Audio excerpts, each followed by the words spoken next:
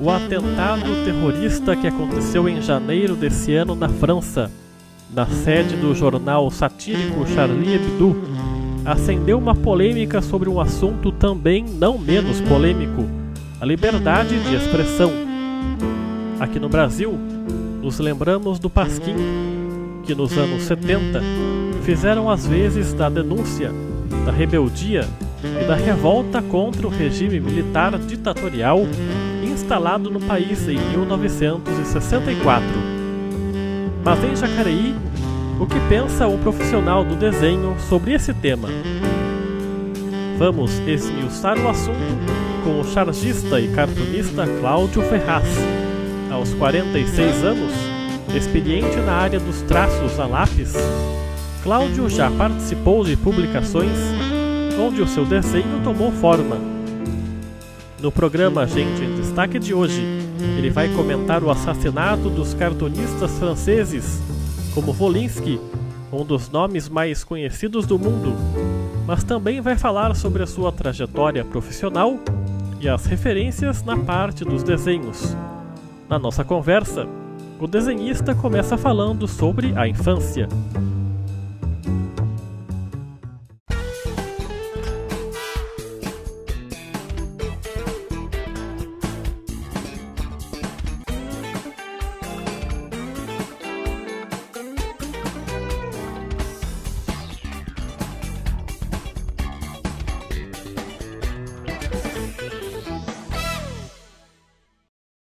Bom, Cláudio, obrigado pela sua presença aqui no nosso programa.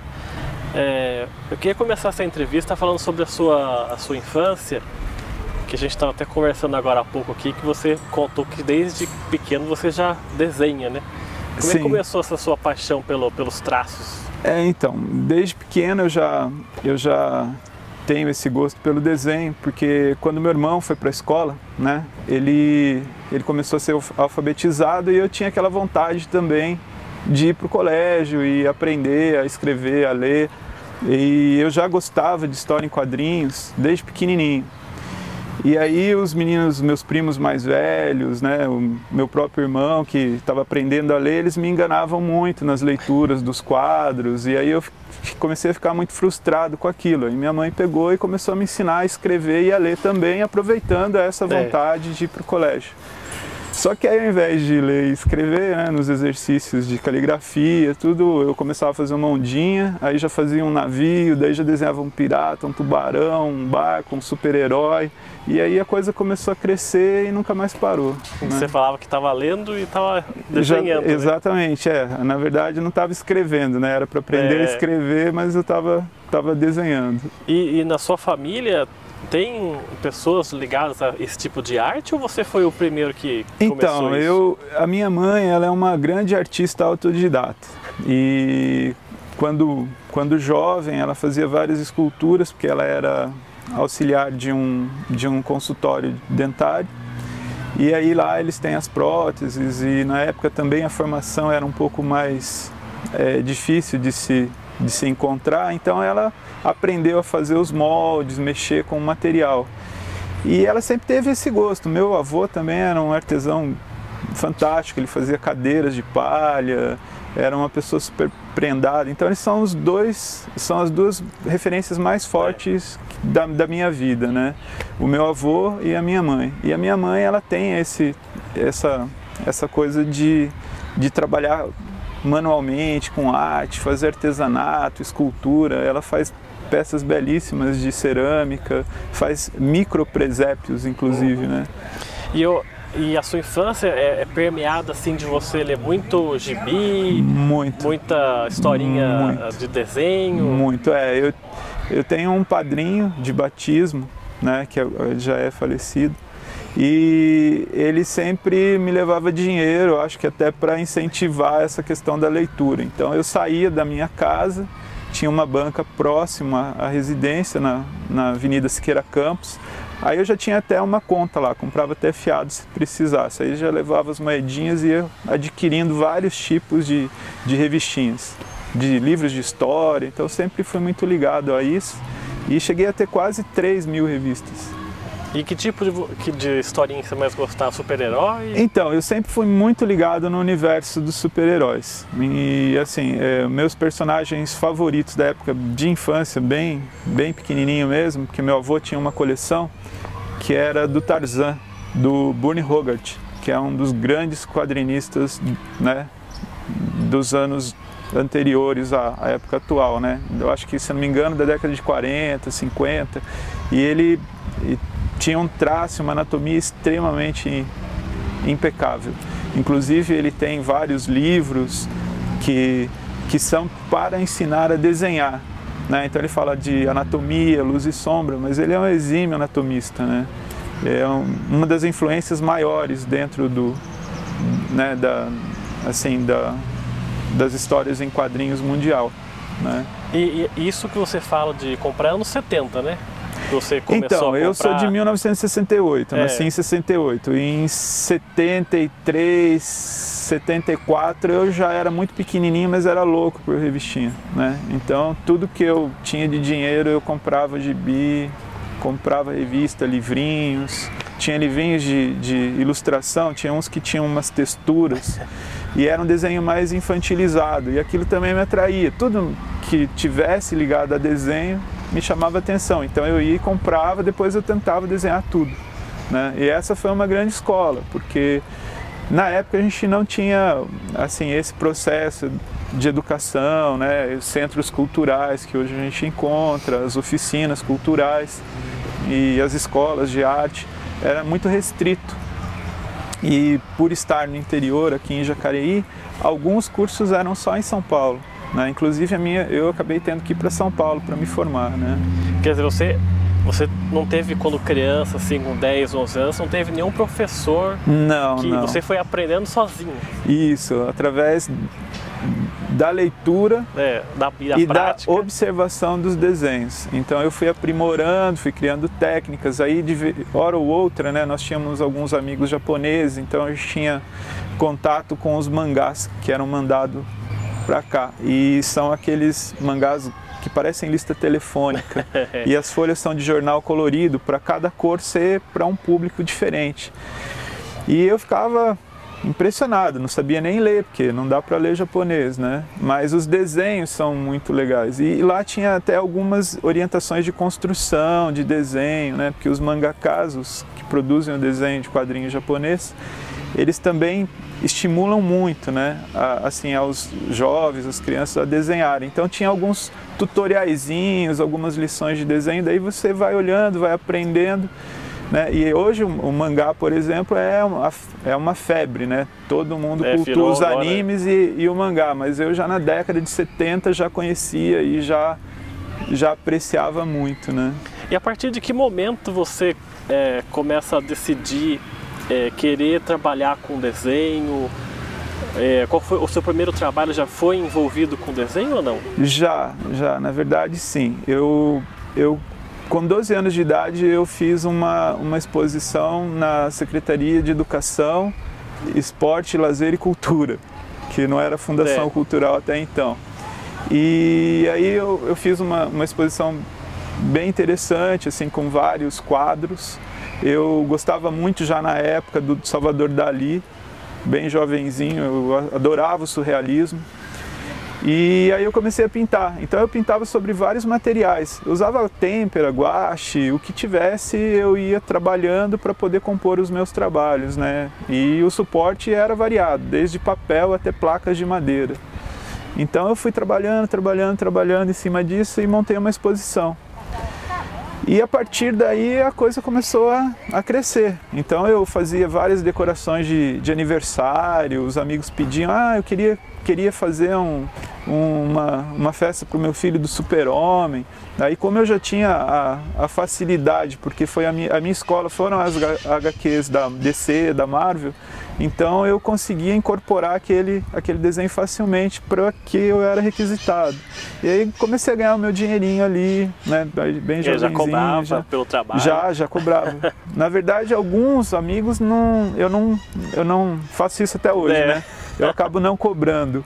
Mas algumas pessoas que eram indicadas, que não tinha muita proximidade, daí eu eu acabava cobrando. Os anos 70, você falou que teve muita referência de quadrinhos dos super-heróis.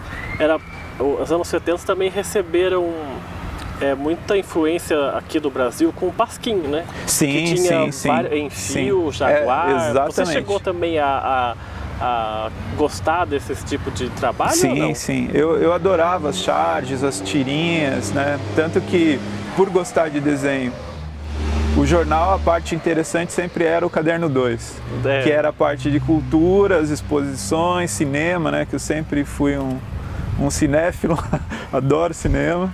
E aí eu já partia para as tirinhas, colecionava algumas, recortava do jornal, colava em cadernos, separava, né? Até esse hábito eu passei para os meus alunos, né, que gostavam de fazer tirinha, né? E eu tive um contato muito grande, tanto que eu acho que isso foi uma outra escola que me possibilitou participar assim, tranquilamente de vários salões de desenho de humor pelo mundo todo. E você tem qual formação? Eu me formei, eu tenho uma formação técnica. Eu me formei na Escola Pan-Americana de Arte nos anos 80. Eram 3 anos de curso, sendo que no terceiro ano nós tínhamos um curso de criação e comunicação. Então eu me formei como artista publicitário. Uhum. Né? E que hoje seria o equivalente a um tecnólogo, né? Uma faculdade que é de tecnologia, de tecnólogo, uma coisa assim. E aí, anos 80, quando você já está adolescente, você chega a trabalhar em jornais como chargista ou você desenvolve outro tipo de trabalho? Então, nos anos 80, eu comecei a trabalhar com a vertente do muralismo aqui em Jacareí. Eu fazia vários trabalhos esporádicos, assim, porque assim, algumas pessoas que faziam belas artes, algumas faculdades de educação artística, muitas das pessoas não têm aptidão ou não têm o desenvolvimento técnico necessário para desenvolver os trabalhos. Ou então trabalha e estuda, e é uma dificuldade enorme, a gente sabe o que é isso, né? E aí eles encomendavam trabalhos de faculdade. E às vezes eu ia lá, fazia uma ilustração, fazia uma pintura, fazia uma peça, uma escultura, alguma coisa, para a pessoa levar para a faculdade para poder tirar um dinheirinho. Daí e também já nos anos 80 você começa a dar aulas ou não? Não. Aí o que aconteceu foi que eu, por essa experiência plástica, que era meio que autodidata, né, também, essa coisa da pintura, da questão mais expressiva, né, não tão da comunicação em si, mas de expressar sentimentos, pensar em composições, questões estéticas. Aí eu comecei a trabalhar com muralismo, que assim estava começando a ter a influência do street art, da arte urbana. Eram poucos os artistas de grafite e eu tinha eu sempre fui muito ligado ao pensamento político, mas de um lado mais humanista, sem alguns conceitos de partido e tudo. E aí o que eu pensava na época, né?